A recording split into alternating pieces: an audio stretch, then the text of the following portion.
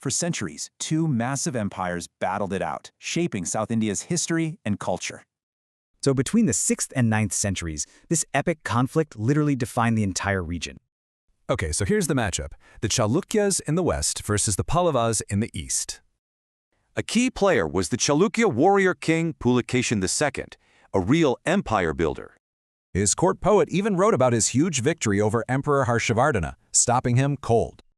After securing the north, he turned south, kicking off this epic, multi-generational war. But the Pallavas got their revenge. Narasimhavarman I didn't just win, he turned the tables completely. But how did they actually run these massive territories? Let's take a look.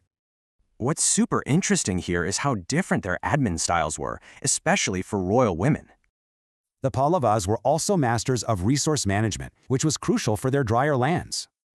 This system was a really smart, community-based way to manage water. Pretty unique, right? And this rivalry wasn't just about war. It was a full-on competition in culture and art. So, the Chalukyas built their temples, but the Pallavas, they carved theirs right out of cliffs. You can actually see their style evolve over time at their sites in Karnataka. It's amazing. I mean, the Pallavas literally pioneered carving entire temples from a single piece of rock. The competition even spilled over into literature, with both sides championing Sanskrit as the language. We know all this from things like inscriptions, and get this, even plays written by kings themselves. Of course, it wasn't just these two. Other kingdoms were major players in the region too. The Ikshvakus and Kadambas, for example, were super important both before and during this rivalry. So how did they fund all this? A huge part of it was thriving maritime trade.